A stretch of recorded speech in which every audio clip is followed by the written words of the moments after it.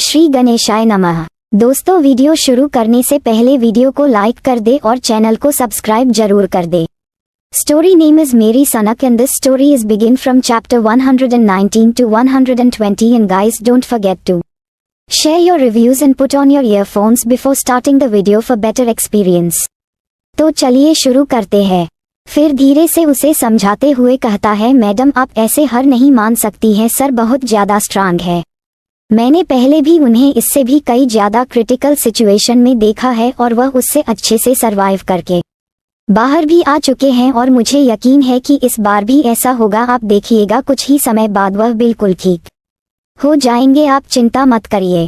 पर प्लीज आप तब तक खुद को ऐसे तकलीफ मत दीजिए, क्योंकि जब सर को होश आएगा और वह आपको ऐसे देखेंगे तो वह बहुत ज्यादा गुस्सा करेंगे। मैडम प्लीज चलिए अब फ्रेश हो जाइए और पहले कुछ खा लीजिए, अपने कल से कुछ भी नहीं खाया है और यह आपके और आपके बच्चे के लिए बिल्कुल भी सही नहीं है। मैडम अपना नहीं तो कम से कम अपने होने वाले बच्चे का तो ख्याल कीजिए। केविन शेल्वी को समझा रहा था। उधर डॉक्टर क्रिस्टोफर को एग्जामिन करने लगे थे कि तभी एक डॉक्टर को महसूस होता है कि जैसे क्रिस्टोफर के हाथों ने अभी कोई मूवमेंट की है। ये देखते ही वह खुशी से कहता है, सर ने कोई मूवमेंट की है, अभी मैं उनकी उंगलियों को मैंने हिलते हुए देखा है, जल्दी उनकी पल्स रेट को चेक कीजिए, शायद सर को होश आ रहा है। ये सुनते ही सभी डॉक्टर एक्स्ट्रा अलर्ट हो जाते हैं और वह सब लोग बहुत ही केयरफुल क्रिस्टोफर को एग्जामिन करने लगते हैं। वही क्रिस्टोफर की उंगलियों की मूवमेंट अब बढ़ चुकी थी, जिसे अब सब लोग देख चुके थे। वही शेल्वी यह सुनते तुरंत खड़ी हो जाती है और अपनी आंखों में आंसू लिए क्रिस्टोफर को देखने लगती है। धीरे धीरे क्रिस्टोफर को होश आने लगता है और वह धीरे से अपनी आंखों को खोलना है तो उसे सबसे पहले डॉक्टर दिखाई देते हैं। क्रिस्टोफर बहुत ही अलर्ट होकर सबको ध्यान से देख रहा था, जैसे कि वह अपने दुश्मनों को सामने देख रहा हो। डॉक्टर समझ जाते हैं कि शायद क्रिस्टोफर ये समझ रहा था कि हम उसे नुकसान पहुंचा रहे हैं, इसीलिए एक डॉक्टर आगे जाकर एक्सप्लेन करने लगता है, मार्टिन सर हम आपको नुकसान नहीं पहुंचा रहे हैं, बल्कि हम आपका यहाँ पर ट्रीटमेंट कर रहे हैं, तो आप रिलैक्स हो जाइए और अपने आप को ज्यादा स्ट्रेस मत दीजिए। तभी केविन सामने आ जाता है और वह भी क्रिस्टोफर को समझाते हुए कहता है, सर आपको चिंता करने की जरूरत नहीं है, मैं ही आपके यहाँ पर ले आया हूँ। यह इटली का मिलिट्री हॉस्पिटल है और आप यहाँ बिल्कुल सेफ हैं। या सुनते ही कुछ तो पर की नजरों में अभी तक जो अलर्ट वाले भाव थे वह आप शांत हो जाते हैं। वह सबको ध्यान से देख रहा होता है, लेकिन उसे अभी तक शेल्वी दिखाई नहीं दी थी, क्योंकि शेल्वी उसके सर के तरफ साइड में डरी हुई खड़ी थी। उसे इस वक्त क्रिस्टोफर से डर लग रहा था कि ना जाने क्रिस्टोफर उसको देखकर कैसे रिएक्ट करेगा, कहीं वह उस पर गुस्सा ना करे, क्योंकि कहीं ना कहीं क्रिस्टोफर की यह हालत उसके वजह से हुई थी। केविन ने उसे बता दिया था कि क्रिस्टोफर यहाँ सिर्फ और सिर्फ उसके लिए ही आ रहा था। उसने उसकी सेफ्टी के लिए इतनी बर्फबारी और तूफानी हवाओं में भी इटली में आने का फैसला लिया था, बिना खुद की परवाह किए। जब शेल्वी को ये पता चला था तो उसे एक तरफ बहुत खुशी हुई थी और दूसरी तरफ उसे दुख भी हुआ था कि उसे बचाने के लिए ही क्रिस्टोफर ने अपनी जान की भी परवाह नहीं की थी। कुछ देर में सारे डॉक्टर क्रिस्टोफर का चेकअप करके चले गए थे। वहीं केविन ने भी सारी इंपॉर्टेंस अपडेट क्रिस्टोफर को दे दी थी, साथ ही उसने जस्टिन के बारे में भी बता दिया था और फिर वह एक नज़र शेल्वी को देखकर कमरे के बाहर चला गया था। उसके जाने के बाद कमरे में एकदम शांति छा चुकी थी। शेल्वी चुपचाप अभी भी कोने में खड़ी हुई थी कि तभी उसे अपने कानों में क्रिस्टोफर की आवाज सुनाई देती है, तुम और कब तक वहां खड़ी रहने वाली हो। शेल्वी थोड़ी सी हैरान हो जाती है, क्योंकि उसे लगा नहीं था कि क्रिस्टोफर को ये पता चलेगा कि वह इस कमरे में है, क्योंकि जब से क्रिस्टोफर को होश आया था उसने एक भी बार कोई भी आवाज नहीं की थी, लेकिन क्रिस्टोफर ने बिना देखे ही उसे पहचान लिया था। अब शेल्वी को समझ नहीं आ रहा था कि वह कैसे क्रिस्टोफर के सामने जाए। शेल्वी अभी यह सोच रही थी कि तभी उसे दोबारा अपने कानों में क्रिस्टोफर की आवाज सुनाई देती है, मेरे सामने आओ जल्दी। जैसे ही शेल्वी यह शब्द सुनती है वह अपने धीरे कदमों से अपने सर को झुकाए हुए क्रिस्टोफर के सामने आ जाती है। शेल्वी एक बार भी अपने चेहरे को उठाकर क्रिस्टोफर की तरफ नहीं देखा था। वही क्रिस्टोफर लगातार शेल्वी को देख रहा था। उसने इतने दिनों बाद शेल्वी को अपने आंखों के सामने देखा तो उसे न जाने क्यों अपने दिल में बहुत ज्यादा सुकून महसूस हो रहा था। इसी चेहरे को देखने के लिए तो न जाने वह कब से तड़प रहा था। पहले आज जब उसके सामने है तो उसे इस दर्द में भी राहत महसूस हो रही थी। क्रिस्टोफर अपनी शिकायती आवाज में शेल्वी से कहता है, क्या तुम अभी भी मेरी तरफ नहीं देखना चाहती हो? कम से कम इतना तो पूछ सकती हो कि मैं कैसा हूँ। ऐसी भी क्या नाराजगी शेल्वी की तुम्हें मेरे जीने मरने से भी कोई फर्क नहीं पड़ रहा है? ये सब कहते हुए क्रिस्टोफर के शब्दों में मायूसी झलक रही थी। शेल्वी जल्दी से अपने चेहरे को ऊपर करके क्रिस्टोफर की तरफ देखती है और फिर कहती है, नहीं ऐसी बात नहीं है वह तो बस। मैं इतना कहने के बाद शेल्वी चुप हो जाती है क्योंकि उसके पास शब्द ही नहीं थे कि वह आगे क्या कहे क्रिस्टोफर को। क्रिस्टोफर शेल्वी को चुप देखकर धीरे से अपने बिस्तर से उठने लगता है। जब शेल्वी देखती है कि क्रिस्टोफर क्या करने की कोशिश कर रहा है तो वह तेजी से क्रिस्टोफर के पास चली जाती है और उसके कंधों को पकड़कर फिर से उसे लिटाते हुए कहती है, तुम ये क्या कर रहे हो? तुम्हें इतनी चोट आई है, फिर तुम क्यों उठने की कोशिश कर रहे हो? तुम्हारे जख्म बहुत ज्यादा गहरे हैं। तुम ऐसा करोगे तो फिर से तुम्हारे जख्म खुल जाएंगे, तो बिना वजह के हिलना बंद करो। क्रिस्टोफर शेल्वी की तरफ देखकर सार्कास्टिक स्माइल करते हुए कहता है, सच में तुम्हें फर्क भी पड़ता है कि मुझे चोट आई है या फिर मेरे जख्म फिर से खुल जाएंगे तो मुझे दर्द होगा? मुझे तो लगता है तुम्हें मुझे इस दर्द में देखकर खुश होना चाहिए। आखिरकार मैंने तुम्हें इतनी चोट जो पहुंचाई है, पहले इतना दर्द दिया है। इनफैक्ट अगर मैं उस बम ब्लास्ट में मर जाता तो शायद तुम्हारे लिए ज्यादा बेहतर होता। तुम हमेशा के लिए मुझे आज़ाद हो जाती, फिर तुम्हें कभी भी मुझे देखने की कोई ज़रूरत नहीं पड़ती। तुम हमेशा हमेशा के लिए मुझसे दूर जा सकती थी, मेरे बच्चे के साथ हमेशा खुश रह सकती थी। शेल्वी जब क्रिस्टोफर के मुंह से मारने वाली बात सुनती है तो उसकी आंखों में एक बार फिर से आंसू आ जाते हैं और वह जल्दी से अपने एक हाथ को आगे बढ़कर क्रिस्टोफर के मुंह में रख देती है और अपनी रोती हुई आवाज में कहती है, नहीं मैं ऐसा कभी नहीं चाहती हूँ कि तुम्हें कुछ हो। मैं तो ऐसा सपने में भी नहीं सोच सकती कि तुम्हें कुछ हो। हाँ, मैं तुमसे नाराज हूँ, तुमसे बहुत गुस्सा भी हूँ। तुम हर बार सिर्फ अपनी मर्जी की करते हो। तुम्हारा जब मन किया तब तुमने मुझे कैद कर लिया, जब मन आया तब मेरे करीब आए और मुझे हट किया, और जब मुझे मन भर गया तो मुझे छोड़कर तुम चले गए। तुम मेरे पास रहोगे भी क्यों? आखिरकार तुम मुझे अपने पास अपने बच्चों के लिए ही तो कैद किया था। तुम्हें तो सिर्फ अपना बच्चा चाहिए था ना। तुमने ये साबित भी कर दिया कि तुम्हें मुझसे कोई फर्क नहीं पड़ता है, इसीलिए तो मुझे छोड़कर यूं ही चले गए हो थे। तुम्हें तो अब फिर इस बच्चे का इंतजार होगा। जब ये बच्चा इस दुनिया में आ जाएगा तुम मुझसे ये बच्चा छीन लोगे और फिर से मुझे अकेला करके चले जाओगे। फिर शेल्वी अपने आंखों से आंसू पोंछते हुए क्रिस्टोफर की आंखों में आंखें डालकर कहती है, तुम्हें सिर्फ मेरा बच्चा चाहिए ना? तो ठीक है, मैं तुम्हें ये बच्चा देने के लिए तैयार हूँ। अब तुम्हें ये सब करने की जरूरत नहीं है। तुम्हें खुद की जान जोखिम में डालकर ना मेरे पास आने की जरूरत है और ना ही मुझे सेफ रखने की जरूरत है। ये कहने के बाद शेल्वी अपने आंखों को बंद कर रोने लगती है।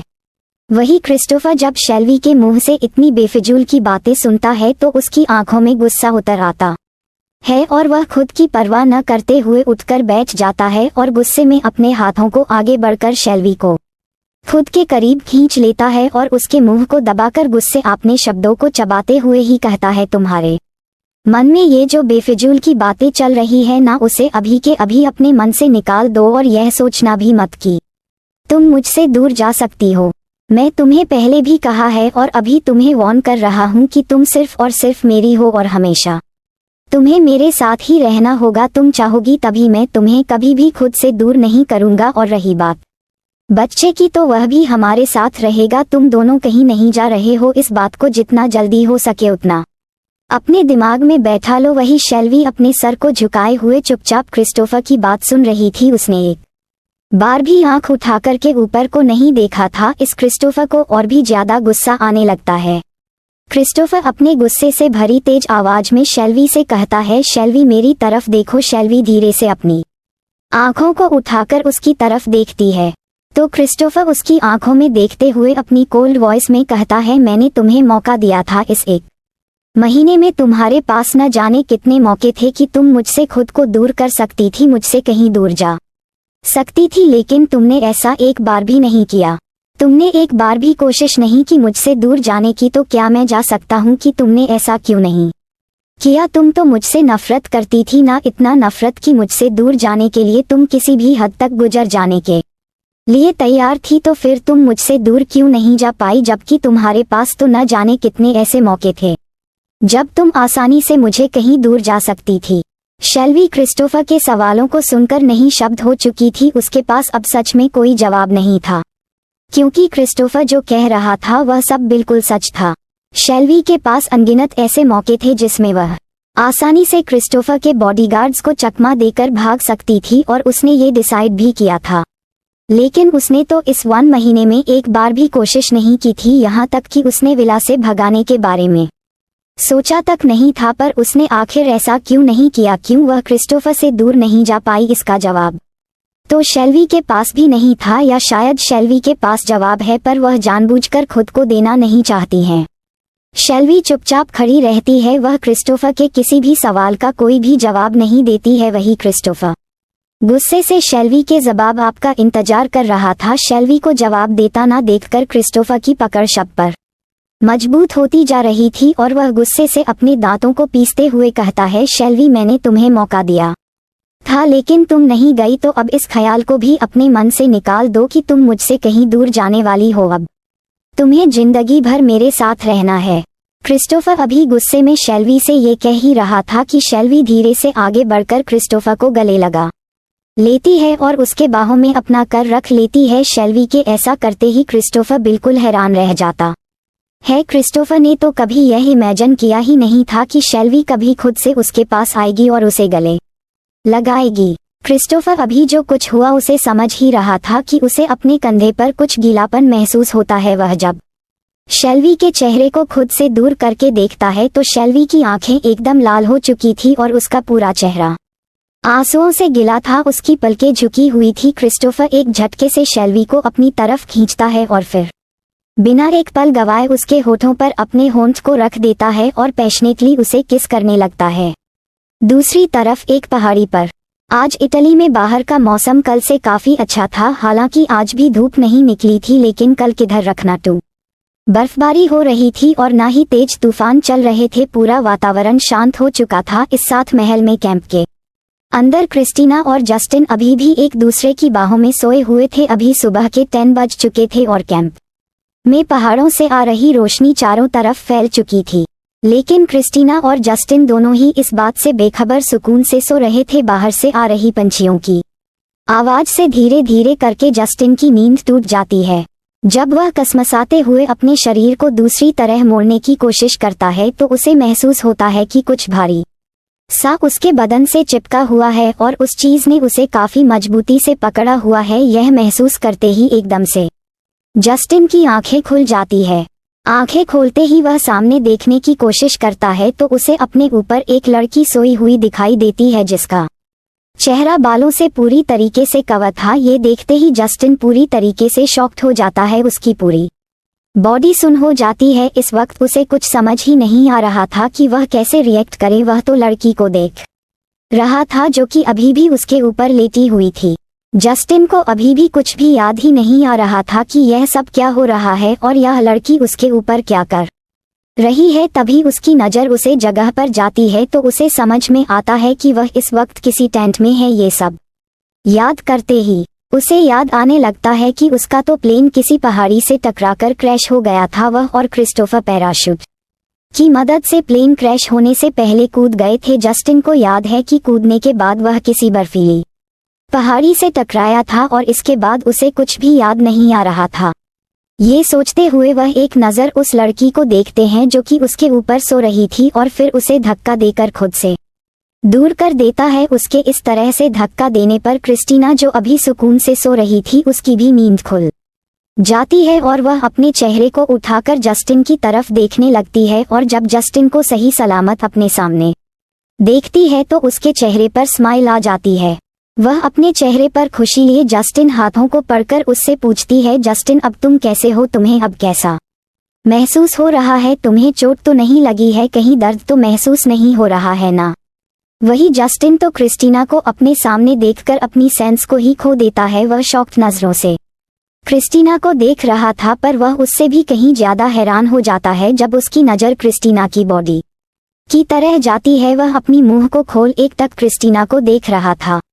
दरअसल क्रिस्टीना को जब जस्टिन ने धक्का दिया था तो वह उसे थोड़ा दूर हो गई थी, जिससे उसके ऊपर पड़ा कंबल नीचे सरक जाता है और क्रिस्टीना की अपर बॉडी पूरी तरीके से सो होने लगती है। लेकिन क्रिस्टीना वह तो जस्टिन को अपने सामने सही सलामत देखकर इतनी ज्यादा खुश हो जाती है कि वह अपने ऊपर कोई ध्यान ही नहीं देती है। उसके लिए तो इस वक्त केवल जस्टिन की सेफ्टी दिखाई दे रही थी, लेकिन वही सामने बैठा जस्टिन, उसे तो सिर्फ क्रिस्टीना दिख रही थी और क्रिस्टीना के अपर बॉडी जिसमें एक भी कपड़ा नहीं था। काफी देर इंतजार करने के बाद भी जब क्रिस्टीना को अपने सवालों की जवाब नहीं मिलती है तो वह जस्टिन के हाथों पकड़कर एक बार फिर से पूछने लगती है, जस्टिन क्या हुआ, तुम इस तरह से शांत क्यों हो, देखो कुछ तो बोलो, मुझे घबराहट हो रही है। क्रिस्टीना के इस तरह से पूछने पर जस्टिन होश में आता है, पर फिर वह अपनी नजरों को क्रिस्टीना के ऊपर से बिल्कुल भी नहीं हटता है। वह उसे यूं ही देखते हुए धीरे से कहता है, मैं ठीक हूँ। जब क्रिस्टीना जस्टिन की आवाज सुनती है तब जाकर उसे थोड़ी राहत महसूस होती है और उसकी आंखों में देखते हुए स्माइल के साथ कहती है, मैं कितना डर गई थी तुम्हें ऐसे देखकर, भगवान का शुक्र है कि तुम बिल्कुल सही सलामत हो। या कहते हुए क्रिस्टीना जस्टिन को देख रही थी, लेकिन तभी उसे जस्टिन से चेहरे को देखकर कुछ गड़बड़ महसूस करती है, क्योंकि उसे महसूस होता है कि जस्टिन उसकी बातों पर ध्यान नहीं दे रहा है। तो वह उसके नजरों को फॉलो करते हुए जब अपनी नजरों को झुककर अपनी तरफ दिखती है तो वह बिल्कुल हैरान हो जाती है और हैरान से एक चीज निकल जाती है। वह तुरंत ही सामने रख कंबल को खींचकर खुद को ढक देती है और फिर अपनी नजरों को झुकाकर जस्टिन से थोड़ा दूर हो जाती है। कुछ देर के लिए पूरे माहौल में शांति छा जाती है। वहां सिर्फ जस्टिस और क्रिस्टीना के सांसों की ही आवाज आ रही थी। यूं ही कुछ देर शांत रहने के बाद जस्टिस धीरे से क्रिस्टीना से पूछता है, क्रिस्टीना हम तुम यहाँ क्या कर रहे हैं और यह सब क्या है, हम दोनों के शरीर पर कोई कपड़े क्यों नहीं है क्रिस्टीना। जस्टिन के सवालों को सुनकर क्रिस्टीना हड़बड़ा जाती है और वह घबराते हुए एक बार जस्टिन की तरफ देखती है और फिर अपनी नजरों को झुककर यूं ही बैठी रहती है, कोई जवाब नहीं देती है। जब जस्टिन देखा है कि क्रिस्टीना कोई जवाब नहीं दे रही तो वह एक बार फिर से बहुत ही नर्म लहजे से क्रिस्टीना से पूछता है, क्रिस्टीना बताओ क्या हुआ है और हम दोनों यहाँ क्या कर रहे हैं और यह कौन सी जगह है क्रिस्टीना। जस्टिन के सवाल सुनते ही क्रिस्टीना के आंखों में आंसू आ जाते हैं और वह धीरे धीरे रोने लगती है, पर जस्टिन के सवालों का जवाब नहीं देती है। वही जस्टिन जो कृष्ण के क्रिस्टीना के जवाब का इंतजार कर रहा था, उसे क्रिस्टीना की रोने की आवाज आने लगती है तो वह परेशान होकर थोड़ा सा क्रिस्टीना के पास चला जाता है और फिर उसके हाथों को पकड़कर उसे परेशान होते हुए पूछता है, क्या हुआ क्रिस्टीना, तुम रो क्यों रही हो, क्या मैंने कोई गलत क्वेश्चन पूछ लिया है। पर क्रिस्टीना कोई जवाब नहीं देती है, बल्कि वह और जोर जोर से रोने लगती है। उसे इस तरह से रोता देखकर आप जस्टिन घबरा जाता है, क्योंकि उसे लग रहा था कि शायद जब वह बेहोश था तो शायद कुछ गलत हुआ है जिसके कारण क्रिस्टीना इस तरह से रो रही है। तो वह क्रिस्टीना के चेहरे को ऊपर उठकर उसकी आंखों में देखते हुए कहता है, क्रिस्टीना बताओ मुझे क्या हुआ है और तुम रो क्यों रही हो, प्लीज बताओ। जस्टिन के बार बार पूछने पर आखिरकार क्रिस्टीना धीरे से खुद को संभालते हुए उसे क्रिस्टोफर के घर में न्यूज से लेकर उसे ट्रैकिंग डिवाइस से इस पहाड़ी पर आने और उसे इस पहाड़ी में ढूंढने और फिर इस कैंप में लाकर उसके बीच जो कुछ भी हुआ वह सारी बातें एक एक करके बताने लगते हैं। फिर लास्ट में धीरे से कहती है, मैं सच कह रही हूँ, उसे वक्त तुम्हारी हालत बहुत ज्यादा खराब थी, इसीलिए मुझे तुम्हें बॉडी हीट देनी पड़ी, नहीं तो उसे वक्त तुम्हें कुछ भी हो सकता था। मैं उसे वक्त बहुत ज्यादा घबरा गई थी, मुझे कुछ भी समझ नहीं आया, इसीलिए मैंने ये सब कर दिया। ये कहने के बाद क्रिस्टीना अपनी गर्दन को नीचे झुका लेती है, जैसे उसने कोई बहुत बड़ी गलती की हो और अब उसे कोई सजा मिलने वाली हो। सामने जस्टिन जैसे जैसे क्रिस्टीना की बात सुनता है तो पहले तो उसे बहुत गुस्सा आता है कि क्रिस्टीना कैसे अपने जान को जोखिम में डालकर अकेले इस पहाड़ी में आ जाती है। उसने एक बार भी क्यों खुद का ख्याल नहीं रखा। लेकिन जब वह क्रिस्टीना की लास्ट की बात सुनती है तो उसका चेहरा अचानक से खिल जाता है और वह मन में ही मन कहता है, क्या सच में क्रिस्टीना ने मुझे बचाने के लिए अपनी बॉडी को मुझे सौंप दिया, उसने मुझे अपनी बॉडी हीट दे करके बचाया है। ये सोचते ही जस्टिन का मन खुशी से नाचने लगता है और वह अपने इमोशंस को ना कंट्रोल करते हुए तुरंत क्रिस्टीना को अपने पास खींचकर जोर से गले लगा लेता है। वह इतनी टाइट से क्रिस्टीना को गले लगाता है कि एक पल के लिए तो क्रिस्टीना को लगा जैसे कि उसकी जान ही निकल गई है, लेकिन फिर वह खुद को संभालते हुए जस्टिन से खुद को अलग करने की कोशिश करने लगती है, लेकिन जस्टिस इस बार उसे खुद से अलग ना करते हुए धीरे से उसके कान में कहता है, अब और नहीं क्रिस्टीना, इस बार तुम खुद मेरे पास आई हो और वह भी मेरे इतना करीब, चाहे वजह जो भी रही हो, लेकिन अब सच ये है कि तुम मुझसे जुड़ चुकी हो और भूलो मत, मजबूरी में ही सही पर अब फिजिकल हम दोनों एक दूसरे के हो गए हैं।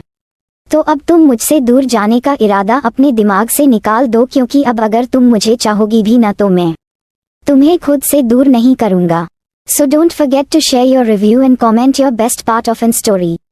और अगर आपने अभी तक हमारे चैनल को सब्सक्राइब नहीं किया तो कृपया इसे सब्सक्राइब करें और बेल आइकन पर क्लिक करें ताकि आप हमारी नई कहानी पहले पा सके। And if you like my story so comments your feelings with heart emoji. तो मिलते हैं नेक्स्ट वीडियो, तब तक के लिए राधे राधे।